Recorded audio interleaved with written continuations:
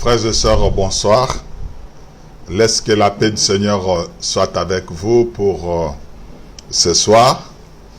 Ce soir, nous continuons avec notre sujet, c'est-à-dire le sujet qui concerne cette étoile. Ce n'est pas tout à fait un autre sujet.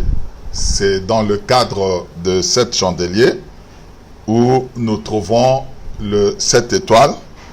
C'est pourquoi nous voudrions d'abord continuer à expliquer les étoiles, parce qu'une fois qu'on se retrouve dans des lettres écrites aux 7 chandeliers, vous verrez qu'on n'écrit pas directement au chandelier, mais cette lettre-là passe par l'ange des églises. C'est pourquoi nous avions voulu déjà nous apaisantir, nous avions déjà voulu comprendre exactement quelles signifient les étoiles comme nous l'avions intitulé sur l'écran de chaque smartphone. Ainsi, nous sommes dans le livre d'Apocalypse chapitre 1. Nous sommes dans le livre d'Apocalypse chapitre 1 et nous sommes au verset 20, là où Dieu est en train d'expliquer. Il appelle d'abord que les 7 chandeliers sont un mystère. Il en est de même de 7 étoiles qui sont également un mystère. Nous prenons d'abord le verset 16. Il avait dans sa main droite 7 étoiles et de sa bouche sortait une épée aiguë à 2 tranchants et son visage était comme le soleil lorsqu'il brille dans sa force. Donc ici, nous comprenons déjà que le 7 étoiles était dans sa main droite. Il faudrait que nous puissions très bien localiser et retenir là où était le 7 étoiles. Alors, lui-même donne l'explication. Il dit, le mystère des 7 étoiles que tu as vu dans ma main droite et des 7 chandeliers d'or. Les 7 chandeliers sont les 7 étoiles sont les 7 anges des 7 églises et les 7 chandeliers sont les 7 églises. Nous avions déjà expliqué pourquoi il appelle les 7 chandeliers comme étant les églises. Parce qu'il ne suffit pas d'affirmer que Dieu dit 7 chandeliers sont les 7 églises sans pour autant nous expliquer. C'est pourquoi nous avions dit que c'est un arbre, c'est l'olivier, et nous avions dit que c'était le pommier, et nous avions dit également qu'il était un amandier. À cause des branches que le livre des Romains appelle que ce sont des peuples, les uns qui étaient dans le tronc naturel et les autres branches qui sont venues de l'olivier sauvage, on les avait greffées et Dieu a appelé ces branches-là étant des peuples qui sont maintenant greffés dans le tronc naturel. Ces 2 branches-là, il appelle Église. Et nous avions dit que l'Église avait ce ministère. C'est la raison pour laquelle nous avions trouvé les 5 composantes du chandelier. Et nous avions dit que dans l'Église, l'élément important de l'Église était la parole et la révélation. C'est pourquoi nous avions vu qu'il y avait les lampes et ces lampes-là devaient être allumées et ça devrait être allumé par l'alimentation de de l'huile d'olive concassée. S'il n'y a pas la parole, s'il n'y a pas l'interprétation, nous devons tout simplement comprendre que ce n'est pas une église, c'est un simple rassemblement des hommes qui sont en train de s'occuper avec les Écritures, parce que à Babylone, quand il y a le songe, il faudrait qu'il y ait l'interprétation. S'il n'y a pas d'interprétation, le roi doit décréter la mort de tous ceux qui prétendent être des gens qui peuvent interpréter. Donc la présence de l'Église, il faudrait alors qu'il y ait des ministres qui soient en mesure d'interpréter la parole de Dieu, non pas selon leur pensée, parce que Dieu est son propre interprète. C'est la raison pour laquelle l'huile vient alimenter le chandelier pour son éclairage. Nous avions déjà dit cela, nous nous répétons parce que Dieu, son caractère est de répéter, c'est un répétiteur à plusieurs reprises et de plusieurs manières. Il répète jusqu'à ce que l'homme puisse comprendre. Alors ici, nous sommes aujourd'hui sur le mystère de cette étoile que tu as vu dans ma main droite. Donc, les 7 étoiles sont dans la main droite du Seigneur. Ça pouvait être 12, ça pouvait être autant, mais Dieu lui-même, dans sa souveraineté, avait voulu qu'il y ait dans sa main droite 7 étoiles. Et maintenant, il explique. C'est ici où beaucoup de gens ont commis d'énormes erreurs et ils ont fondé des sectes sur ces passages. C'est pourquoi nous, on dit toujours qu'il faut regarder avec attention chaque écriture au moment où on est en train de lire. Parce que si on lit mal, on va mal interpréter. Dieu a sa propre logique. Les gens sont tombés dans quel piège? Dans ces pièges-ci. Quand Dieu dit, les 7 chandeliers sont les 7 églises. Ils veulent déduire pour dire que les 7 étoiles sont les 7 anges des 7 églises. C'est la raison pour laquelle ces gens, ils veulent tout simplement faire une déduction. Or, Dieu n'interprète pas de cette manière-là. Dieu est son propre interprète. Il dit quoi? Nous sommes au verset 20. Il faudrait faire attention. Et beaucoup de gens ont défendu l'indéfendable. Ils ont défendu des choses qui venaient tout droit de l'enfer, ou de leur imaginaire, ou de leur propre compréhension. Dieu dit, les 7 étoiles sont les anges des 7 églises. La négation, c'est quoi? Il ne dit pas que les 7 étoiles sont les 7 anges des 7 églises. Déjà, si vous posez comme ça, vous en faites votre propre interprétation, et alors à ce moment-là, il faudrait que vous puissiez chercher votre propre Bible. Recommencer à écrire, mais ce qui est écrit là est que les 7 étoiles sont les anges de cette église. Donc, il ne faudrait pas philosopher. Dans la philosophie, il y a une méthode qui consiste justement à faire la déduction, à raisonner par analogie, parce qu'en philosophie, il y a plusieurs manières de raisonner. Donc ici, ce n'est pas le raisonnement. 7 étoiles sont les anges de cette église. Et c'est un mystère qu'il faudrait sonder. Et deuxièmement, il dit, et les 7 chandeliers sont les 7 églises.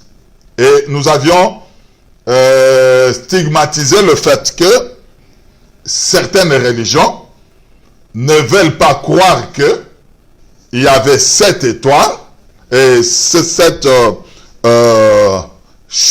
chandeliers, un chandelier, deuxième, troisième, quatrième, cinquième, sixième, septième.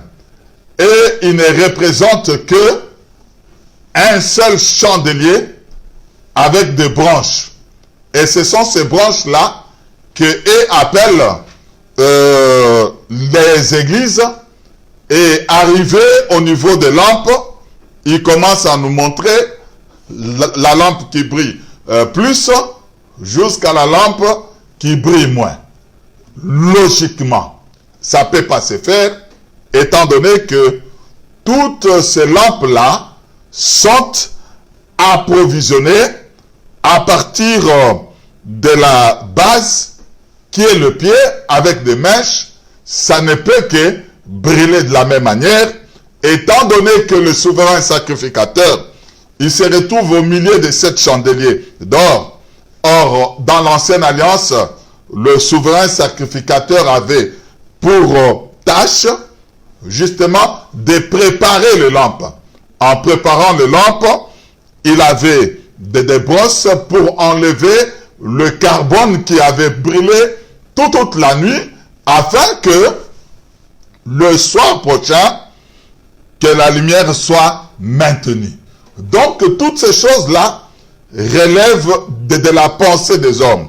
Et particulièrement, ces églises-là qui sont venues des États-Unis, avec un prophète seul qui s'était déclaré que lui seul, qui a reçu de la part de Dieu la capacité d'interpréter, et ce qu'il dit, ils disent Amen, sans qu'on ne puisse pas revenir dans les Écritures. Maintenant, il est temps de revenir dans les Écritures, et en ce temps précis, nous sommes en train de comprendre que il s'agit des 7 chandeliers d'or qui sont les 7 églises. Nous ne parlons pas d'un chandelier. Si quelqu'un vient parler de son chandelier, laissez-le tranquille, qu'il continue à parler de son chandelier, de la manière dont il eut la lumière à la première église, à la deuxième, et ça a commencé à s'éteindre jusqu'à la Odyssée. Ça, c'est son problème. Mais nous sommes au niveau de l'écriture. Alors, dans cette écriture, il n'y a pas 7 anges. Les 7 anges n'existent pas. On peut vouloir dire que Dieu, comme Dieu avait dit, 7 chandeliers sont les 7 églises.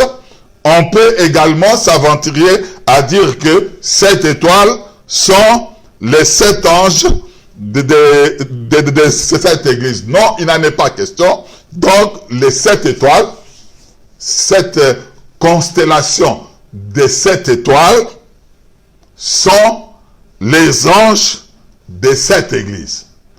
Voilà que nous venons de ravir cette arme-là. Cette arme-là est inefficace, inoffensive maintenant, et que ça ne peut plus passer. Et aujourd'hui, quelle que soit la grandeur de ces églises, quelle que soit la propension, le grand nombre de ces églises-là, ils ne sont pas scripturaires, ils ne sont pas sur les Écritures, donc nous n'avons rien à voir avec ces gens-là. Et maintenant, nous voudrions définir qu'est-ce que l'étoile. L'étoile, ou encore les étoiles, puisque c'est une certains mystères, il faudrait révéler. Et nous disons toujours que dans notre étude, ce qui prime, c'est l'écriture. Là où il n'y a pas l'écriture, nous, on se tait et on ne sera pas moins ministre de Dieu parce que on se tue. Au contraire, nous serons respectés. Pourquoi? Parce que nous ne parlons que de la part de Dieu. Remarquez que lorsque on est en train de prophétiser, il était dit, quand un prophète prophétise, les autres sont en train de discerner. Et tel que vous êtes là, vous êtes des juges. Quand je suis en train de parler, de défendre la parole de Dieu, le juge est en train de vérifier la véracité des choses que l'avocat est en train d'avancer. S'il n'y en a pas, il n'y en a pas. Quelle que soit l'éloquence, quelle que soit la manière de parler, mais il n'y en a pas, il n'y en a pas. Alors, nous prenons Jérémie 31, verset 35. Ainsi, Jérémie 31, verset 35. Et nous lisons, « Ainsi parle l'Éternel, qui a fait le soleil pour éclairer le jour. » Le soleil éclaire le jour. Et qui a destiné la lune et les étoiles à éclairer la nuit. À éclairer la nuit. Donc, nous disons que la lune et les étoiles, en réalité, éclairent la nuit. Dans la définition, il est dit que les étoiles sont des astres. Tout point luminé au ciel pendant la nuit. Et ces points brillants-là, dans le ciel pendant la nuit, c'est ce qu'on appelle les étoiles. Donc, but de la lune et des étoiles est d'éclairer la nuit. Autrement dit que l'étoile et la lune, la nuit, sont porteurs de la lumière. Donc, c'est la raison pour laquelle nous disons que les étoiles sont des astres visibles seulement pendant la nuit. Je prends un autre témoin dans Genèse chapitre 15. Nous sommes dans Genèse chapitre 15. C'est un texte archi connu du père Abraham. Genèse chapitre 15 verset 1. Genèse chapitre 15 verset 5, pardon. Et je dis, après l'avoir conduit dehors, il dit, regarde vers le ciel, compte les étoiles. Si tu peux le compter, et il lui dit, telle sera ta postérité. Le père Abraham était dans la maison. Nous savons qu'à cette époque-là, la construction de ces maisons-là, et il n'y avait pas de pavement par terre. C'est-à-dire que dans la maison, il y avait la terre comme pavement. Alors, maintenant, il faudrait sortir de la maison d'Abraham. Il se retrouve dehors. Il lui dit de regarder vers le ciel. Et quand il regarde vers le ciel, il lui dit, compte les étoiles si tu peux les compter. C'était pratiquement impossible de compter les étoiles, étant donné que leur nombre est tellement grands qu'on ne peut pas les compter. Et Dieu définit les étoiles comme étant la postérité d'Abraham. Alors, autrement dit, Abraham a deux peuples. Quand il va avec lui vers le sable de la mer, il dit également c'est un peuple. Nous avions déjà dit que la mer, en réalité, ensemble de peuples, de langues, ainsi de suite, mais le sable là qui sort, c'est un peuple mis à part. Le premier peuple. Et le deuxième est céleste. Autrement dit, nous disons que ces étoiles-là sont des hommes. Pour confirmer encore que les étoiles sont des hommes, nous pouvons toujours prendre le patriarche. Nous sommes dans Genèse chapitre 37. Genèse chapitre 37.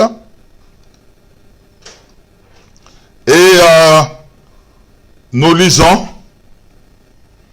les songes du prophète Joseph.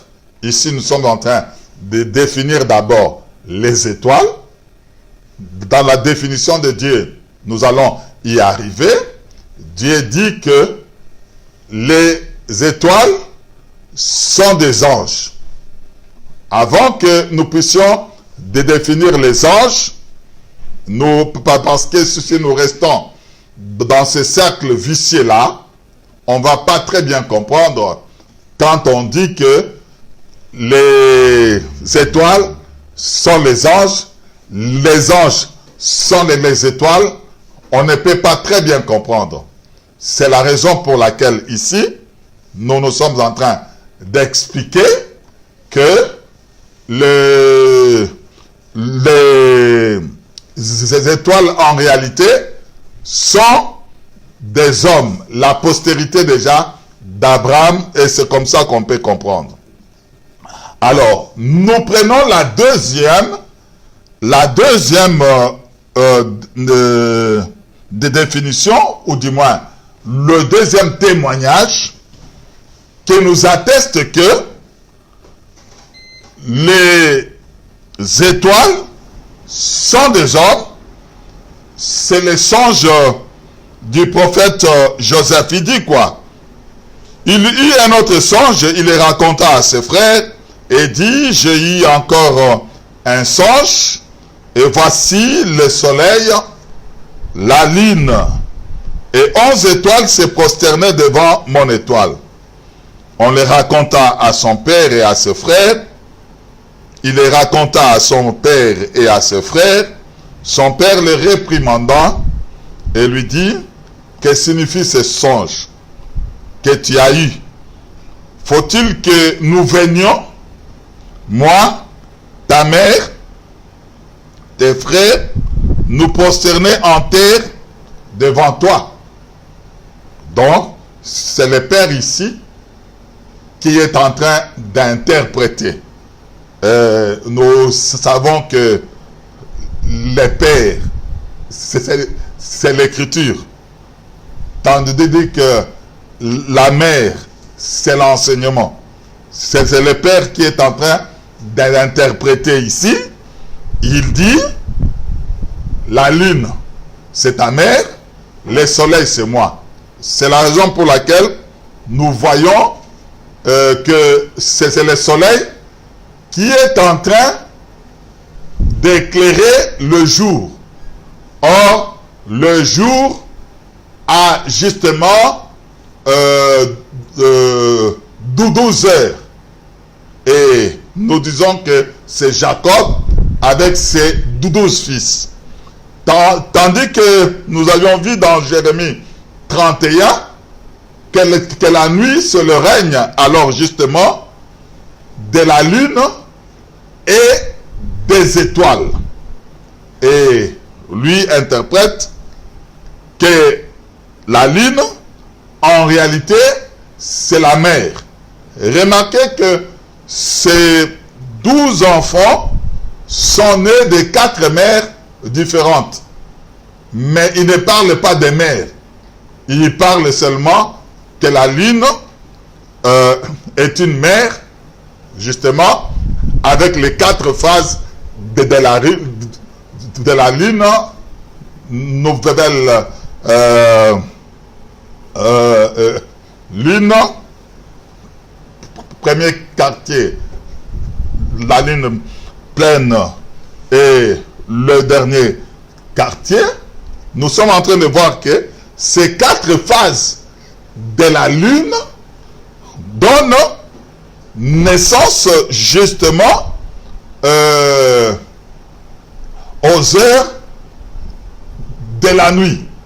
Et nous savons que les heures de la nuit, c'est également 12 heures aussi. Ok. Donc là, nous comprenons seulement le rôle ici.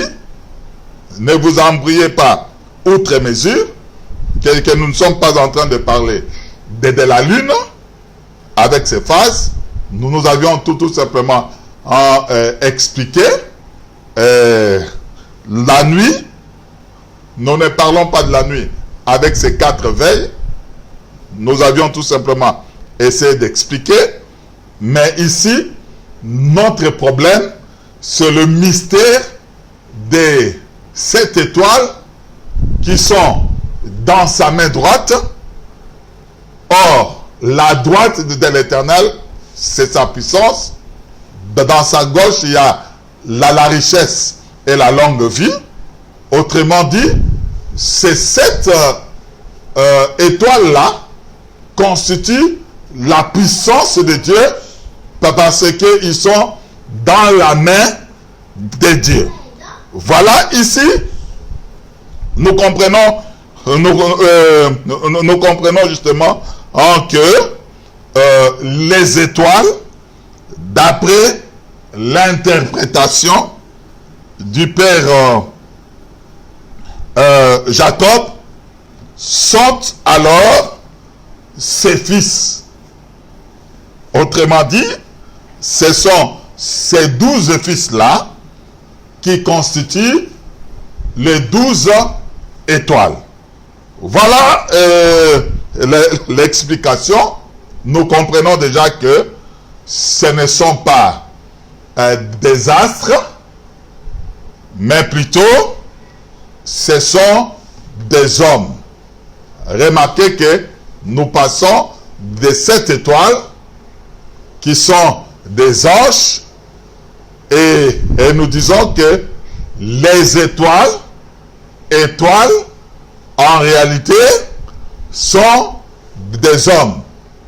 Quand Jésus est né, les mages disent que nous avions vu son étoile. Ils étaient en train de suivre cette étoile-là. Balaam dit, je vois en Jacob un astre bruyant. Je ne le vois pas maintenant, mais je le vois au loin. Donc à ce moment-là, nous sommes en train de comprendre que étoile, en réalité, il ne s'agit pas des astres, mais plutôt ici, ce sont des hommes. Dans notre interprétation maintenant, nous devons expliquer comment les étoiles, que nous disons que ce sont des hommes, c'est la postérité d'Abraham, ce sont les fils de Jacob, comment alors peuvent-ils devenir des anges? Voilà la difficulté de la parole de Dieu. Non seulement la difficulté, l'harmonie même de la parole de Dieu, car la gloire de Dieu c'est quoi? La gloire de Dieu c'est de cacher les choses. Voilà. Nous voudrions maintenant comprendre si les étoiles sont des hommes. Est-ce que les anges sont des hommes aussi? Pourquoi? Parce que La Bible dit, 7 étoiles sont des anges. Et nous venons d'expliquer que les étoiles, en réalité, sont des hommes. Et comment alors les anges, dont nous avons l'habitude d'interpréter par Hébreux, chapitre 1, je sais que nous connaissons tous ce passage-là, Hébreux, chapitre 1, nous y sommes, Hébreux, chapitre 1, verset 14, nous pouvons commencer par le verset 13 pour bien comprendre. Il est dit, auquel des anges a-t-il jamais dit, assis-toi à ma droite, jusqu'à ce que je fasse de tes ennemis ton marchepied. Ne sont-ils pas tous, ici il est parlé des anges, des esprits au service de Dieu? Première définition que nous connaissons, que tout le monde connaît, et que les anges sont des esprits au service de Dieu. Mais comment aujourd'hui nous pouvons attester que les étoiles sont des hommes, pendant que Dieu dit les étoiles, les 7 étoiles sont les anges de cette église? Comment nous pouvons arriver à cette compréhension-là pendant que les anges ne sont pas des hommes, les anges sont des esprits au service de Dieu? Alors, la définition ne s'arrête pas là. L'écriture continue. Envoyé. Remarquez la construction de la phrase. J'aime l'esprit quand il écrit. Il a ces mots. Il a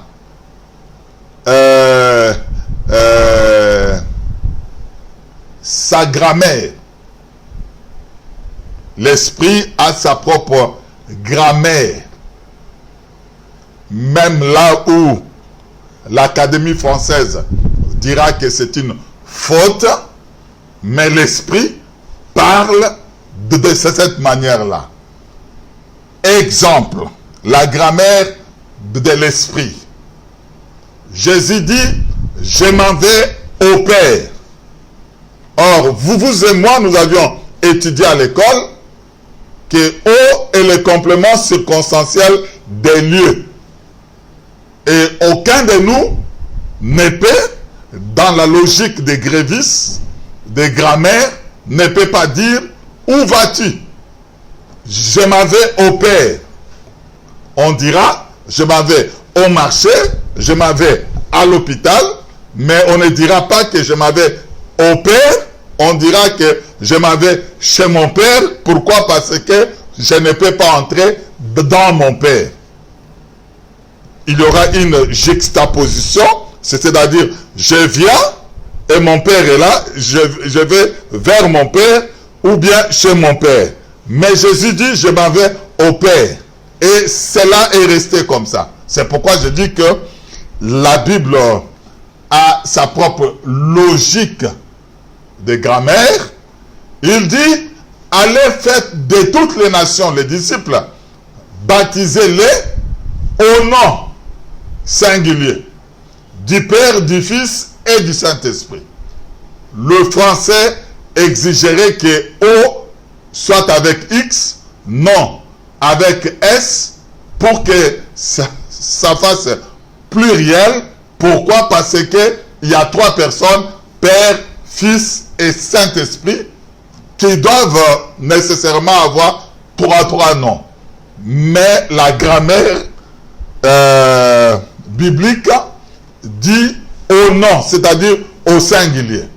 Lorsqu'on baptise, on se rappelle que le nom, c'est au singulier Jésus, qui est le nom du Père, du Fils et du Saint-Esprit. C'est comme ça que ça fonctionne. Alors, revenons-en. Ce n'était qu'une parenthèse pour comprendre la pensée de Dieu. Ne sont-ils pas tous des esprits au service de Dieu? Les anges sont des esprits au service de Dieu. Cette définition-là est complète. Mais remarquez, l'Esprit ajoute: envoyé pour exercer un ministère en faveur de ceux qui doivent hériter du salut. Là, ça donne une autre connotation, une autre couleur, une autre possibilité de comprendre les anges.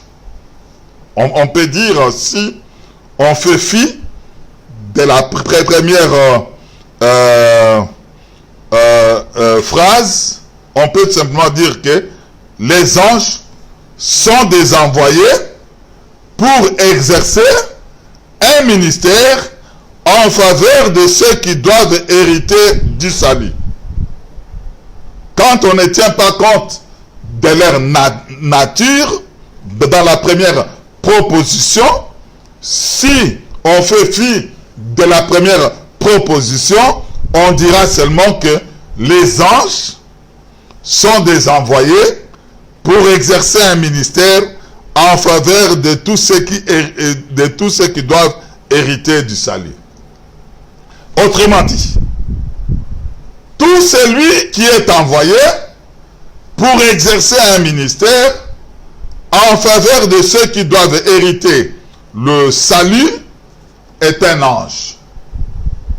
Maintenant, il faudrait se poser une question: est-ce que les anges sont seulement des esprits?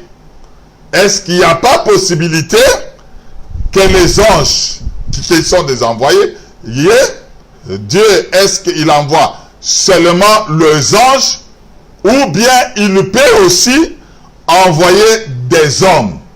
Ainsi, nous sommes en train de comprendre que les envoyés sont des anges. Est-ce que les anges sont exclusivement alors des esprits?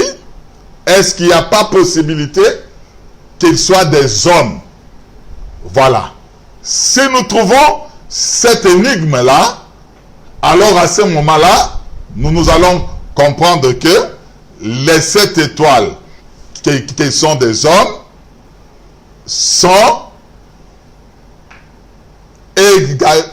également des hommes de l'Église, et parce que là nous sommes en train de remplacer anges par des hommes, sont des hommes de l'Église, des 7 églises. Revenons maintenant à notre difficulté. Notre difficulté consiste à ceci: à démontrer que les anges ne sont pas seulement des esprits, comme ce sont des envoyés. Dieu envoie et des esprits et des hommes, qu'il est à nous maintenant de prouver par la parole que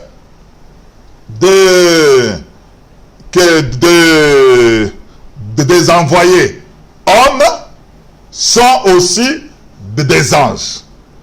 Alors là, nous prenons quelques écritures. Les écritures sont de 2 Samuel. Je prends 2 Samuel, chapitre 14. Je prends le verset 17.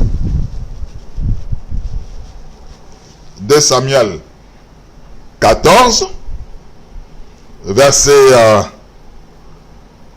17. et verset 20. Cette histoire parle de David qui avait banni son fils Absalom, qui avait violé sa sœur, et que Joab voulait que on puisse réhabiliter Absalom en tant que fils, que le roi puisse le lever la mesure de bannissement. Joab est allé à Tekoa chercher une femme habile. Et à l'époque, les femmes habiles, c'était des femmes pleureuses qui avaient la capacité de concevoir une histoire pour que les gens puissent marcher conformément à l'histoire conçue. Alors Joab a pris la femme de Tekoa pour que celle-ci puisse venir feindre que cette histoire la concerne, afin de donner une leçon au roi. Cela n'est pas notre problème. Notre problème, c'est la définition de l'ange comme un homme. C'est ce que nous voudrions confirmer. Le verset 16, oui, le roi écouta sa servante pour la délivrer de la main de ceux qui cherchaient à nous exterminer, moi et mon fils, de l'héritage de Dieu. Écoutez, ta servante dit que la parole de mon Seigneur, le roi, me donne le repos. Car mon Seigneur, le roi, est comme un ange de Dieu, prêt à entendre le bien et le mal. Autrement dit, l'ange, c'est celui qui sait entendre le bien et le mal. Que l'Éternel, ton Dieu, soit avec toi.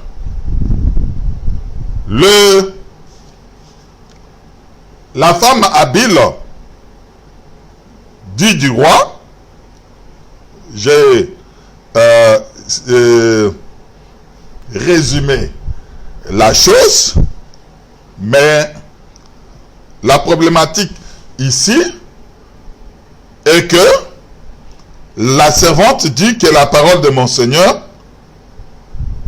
le roi, me donne le repos. Car mon Seigneur le roi est comme un ange de Dieu. C'est-à-dire que cette femme-là, vous voyez le roi comme un ange de Dieu.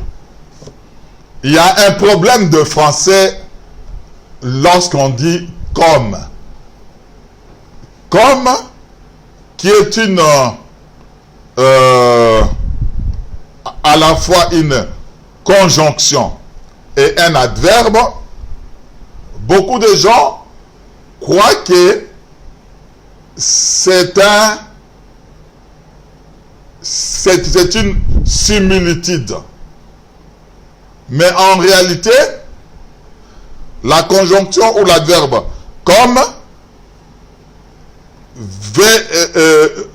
veut dire tout simplement que c'est un terme de comparaison de deux choses qui ont la même nature. C'est-à-dire que quand on regarde le premier terme et le deuxième terme de la comparaison, ces deux choses-là sont identiques. C'est pourquoi nous disons de la même manière que, comme veut dire de la même manière que, au même degré que. Je prends le premier terme que je suis en train de comparer avec le deuxième terme. Autrement dit, je dis, pour que les gens nous saisissent, je prends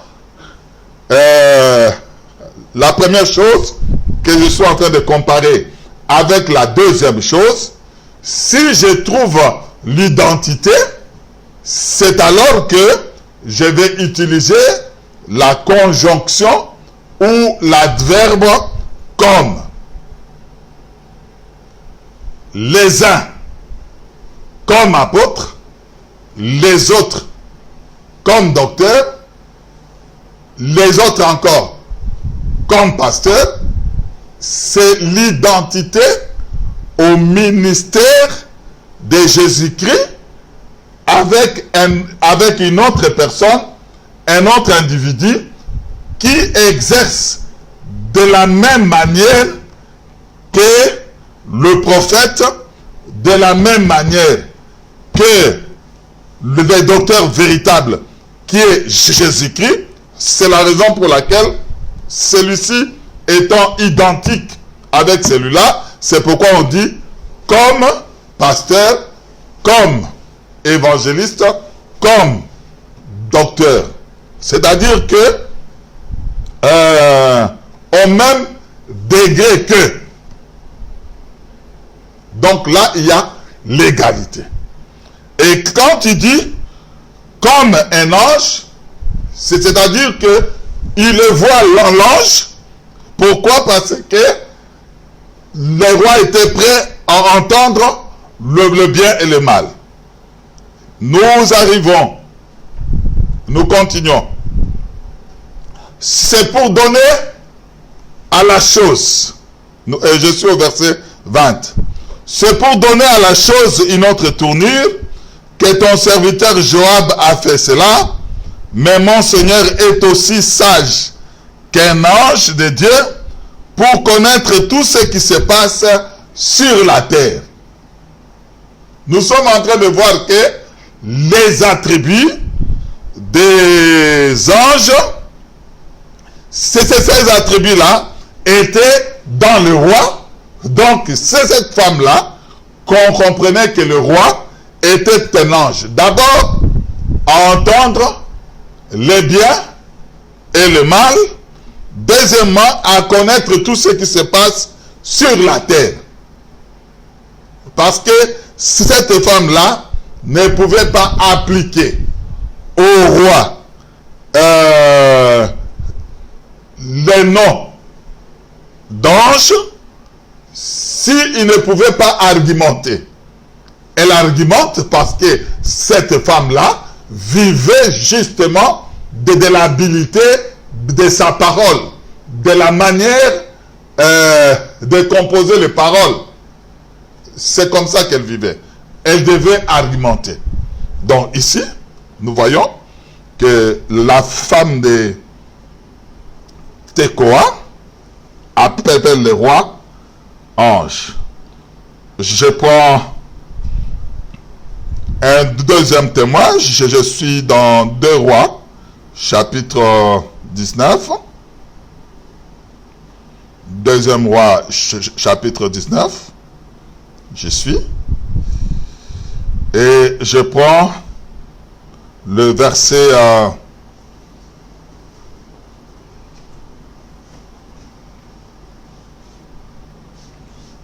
excusez, je prends 1 Samuel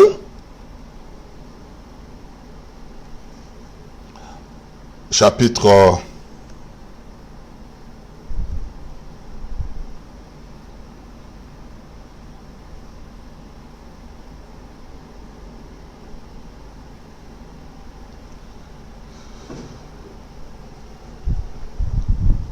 Attendez, je dois retrouver rapidement le verset.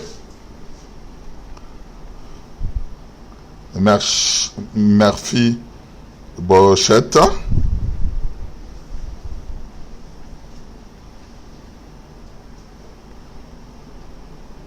Je dois retrouver Murphy Bochette.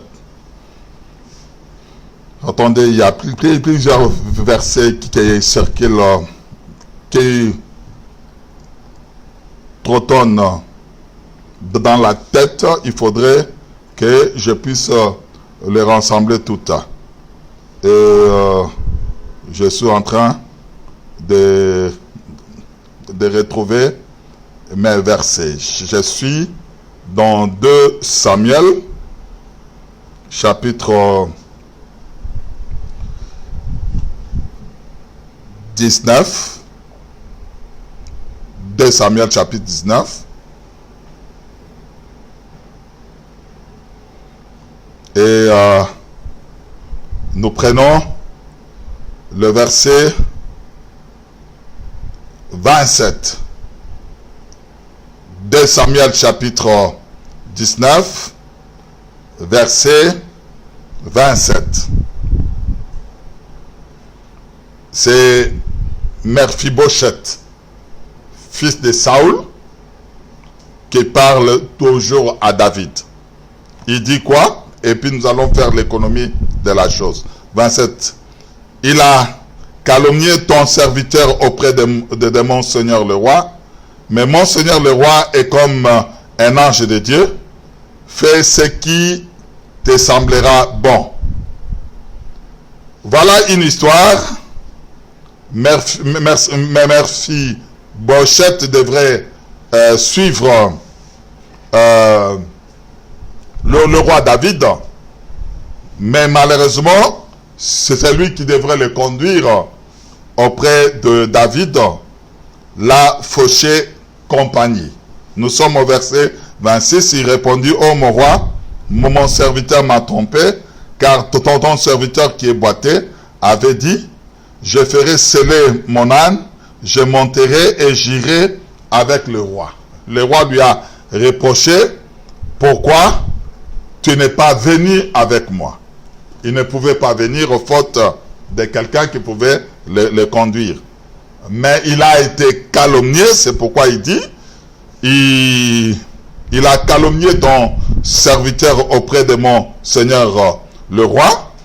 Mais mon Seigneur le roi est comme un ange, fais ce que te semblera bon. Donc pour Israël, le roi est un ange. C'est le deuxième témoignage. Le roi est un ange. Puisqu'il faudrait apporter le témoin de 2 ou de 3, je cherche un autre témoin qui doit venir corroborer ce que je suis en train d'avancer là.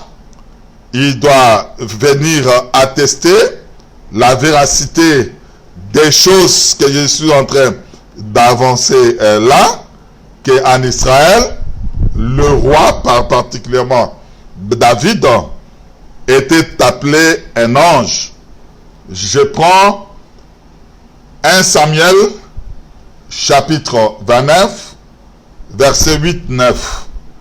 Je reprends le verset précédent. Il s'agissait de 2 Samuel chapitre 14, verset 17-20. C'est la femme de Tekoa. Tandis que Mephibosheth était dans 2 Samuel chapitre 19, verset 27. Et maintenant nous sommes dans 1 Samuel chapitre 29, verset 9. Et tous ces versets-là attestent que le roi, en réalité, est un ange. Et nous sommes au verset 8. David dit à Achis: mais qu'ai-je fait? Qu'as-tu trouvé à ton serviteur depuis que je suis auprès de toi jusqu'à ce jour, pour que je n'aille pas combattre des ennemis de mon Seigneur le roi? Achis répondit à David: je le sais, car tu es agréable à mes yeux, comme un ange. Être agréable comme un ange. Remarquez que là, David n'était pas encore intronisé, mais on le voyait déjà comme un ange, car il était sur le territoire des Philistins. Il fuyait son roi Saoul, mais les princes des Philistins ne voulaient pas de David. Ils se sont dit que peut-être sur le champ de bataille, David peut faire volte-face et se retourner contre nous. C'est pourquoi le roi Akish demande à David de partir, et David ne comprenait pas. Il était troublé, ébahi. Pourquoi tu ne veux pas que je puisse t'accompagner au combat? Mais le roi Akish répondit à David que pour moi, il n'y a pas de problème. Tu es agréable à mes yeux comme un ange de Dieu. Mais les princes des Philistins disent, ils ne monteront point avec nous pour combattre. Voilà déjà que David, qui était un envoyé, que son père pouvait envoyer au combat contre Goliath, au moment où Israël était rangé au combat avec Goliath, on l'a envoyé, il est descendu et on l'a envoyé, et remarquez qu'il avait déjà le qualificatif du roi. Qu'est-ce qu'un roi? Nous devons d'abord comprendre la logique des choses.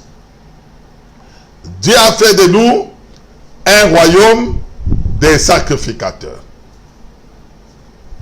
Dans ce royaume-là, il y a et le roi, il y a et les sacrificateurs. Alors, maintenant, nous devons comprendre le roi qu'on appelle ange ici, ou David qu'on appelle ange. Pourquoi appelle-t-on un roi ange? Est-ce qu'il s'agit du roi d'un pays? Répondons à cette question-là. Proverbe, je crois qu'aujourd'hui, ça va poser des problèmes parce que nous sommes au niveau de la révélation et nous essaierons de tirer toutes ces choses-là en bas pour que nous puissions très bien dissimuler les choses. Proverbe, assimiler les choses, je voulais dire. Proverbe chapitre 25, verset 2. C'est ici où nous trouvons la définition du roi. La gloire de Dieu, c'est de cacher les choses. La gloire des rois, c'est de sonder les choses. Quand on est roi, on doit justement sonder les choses que Dieu a cachées.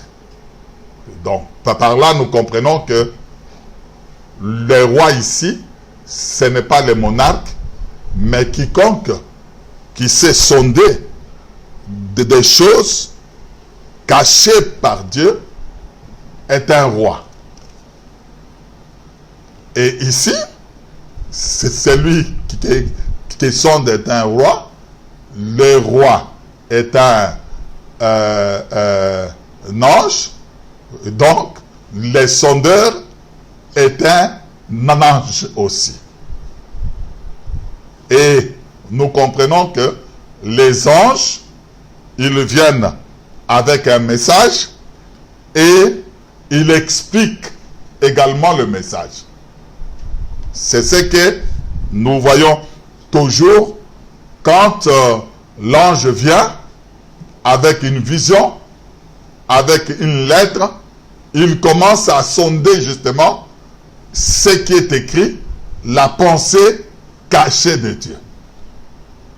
Alors, si on ne sait pas sonder, on n'est pas alors un ange, on n'est pas un roi.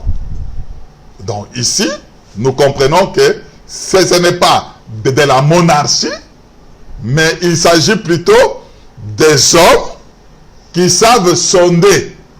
Jésus dit aux pharisiens que vous sondez les Écritures, mais vous ne savez pas comprendre ce qui est écrit. C'est seulement l'envoyé qui peut comprendre justement la pensée de celui qui l'a envoyé.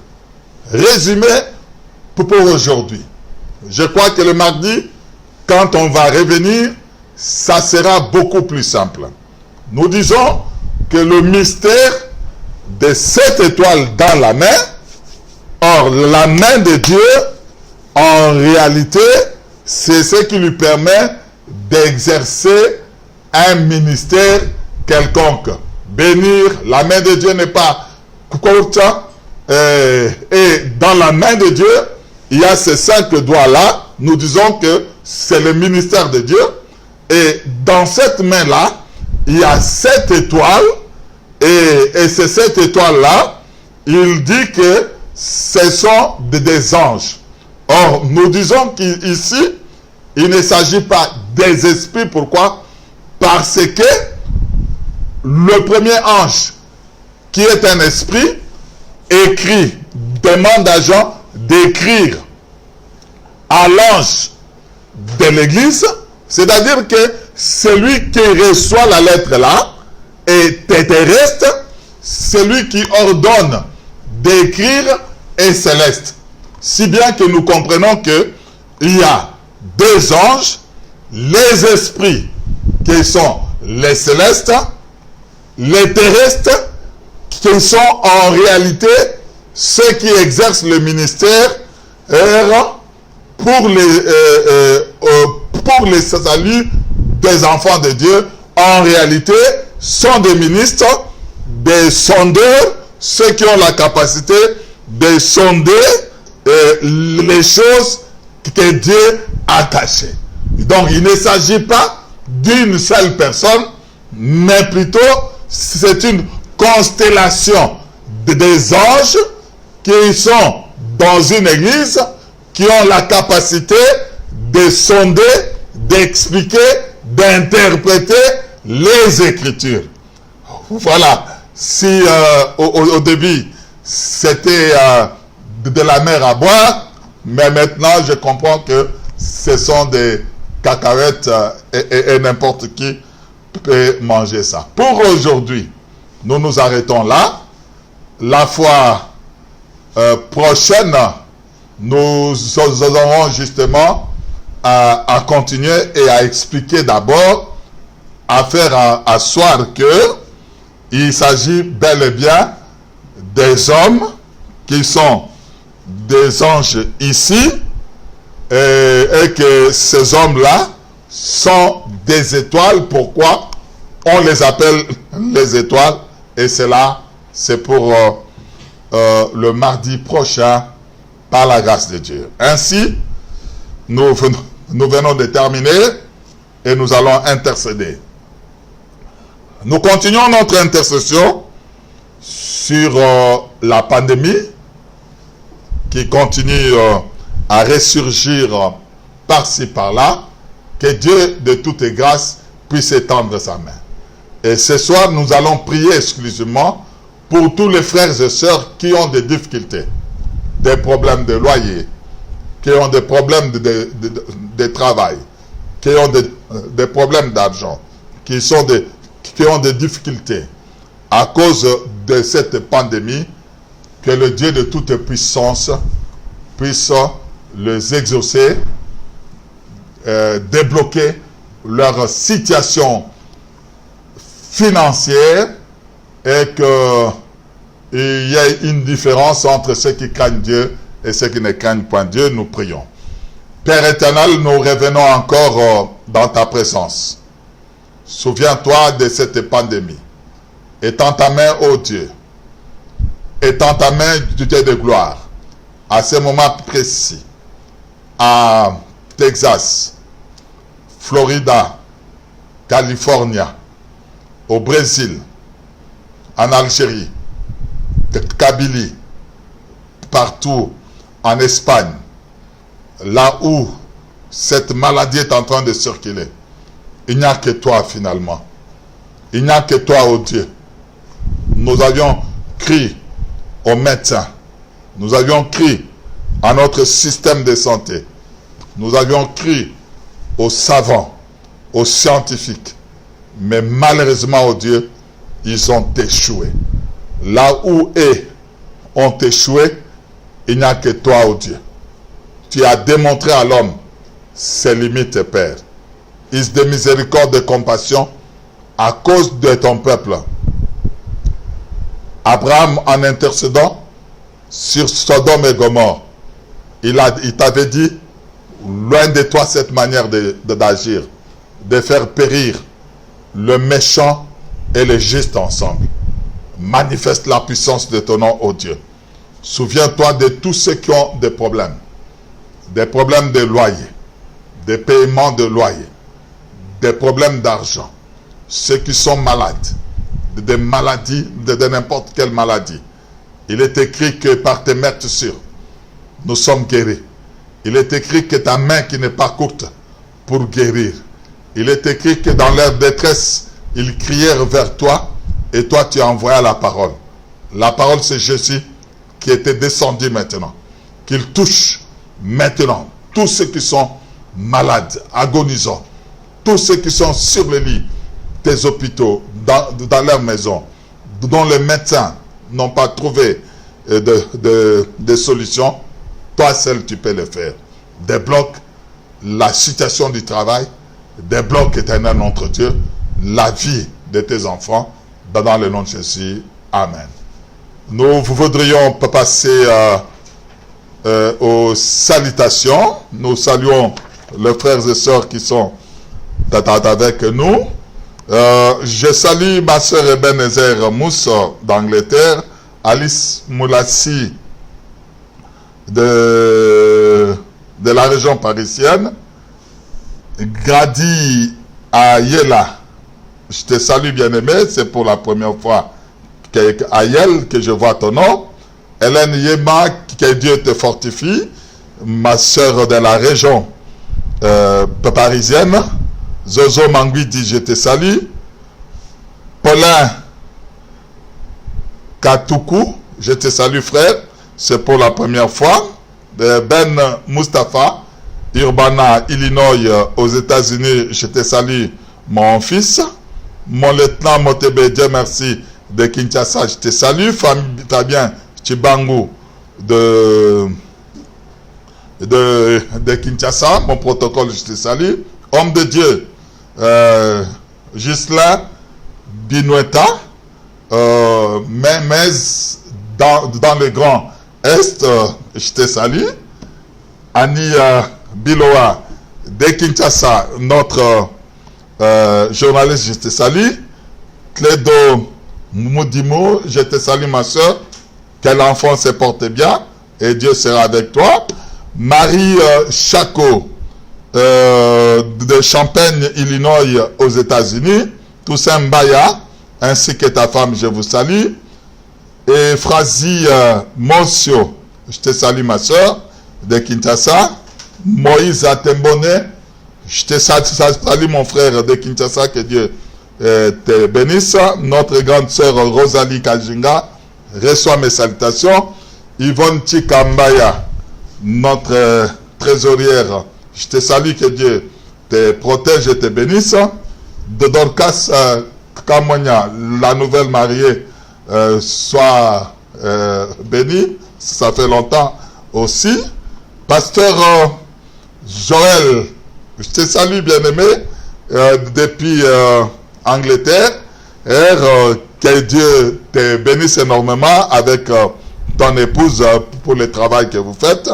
Anderson Bila, depuis Illinois, Champagne, que Dieu vous garde également. Shalom Kaninda, depuis Djobour, Afrique du Sud. Soyez bien confinés, nous adressons également nos prières pour eux parce que il y a vraiment, c'est le pays d'Afrique le plus touché. Ma mamie Chabani, ma soeur de Kinshasa, je te salue. Méziane Emmanuel, l'homme de Dieu, je te salue également. Talouit Nel Massi, je te salue ma soeur, nous avions eu un bon entretien avec toi, tu m'as donné le sens vraiment de ton nom, j'ai beaucoup aimé. Talouit P, Nel Massi, de Jésus-Christ, c'est ce que tu m'as dit. Que Dieu vous assiste vraiment et toutes les bonnes paroles que toi tu as prononcées pour moi, je les réitère également pour vous. Nous saluons également Petit Mossio. Que Dieu vous bénisse et on se voit le mardi prochain. Ciao.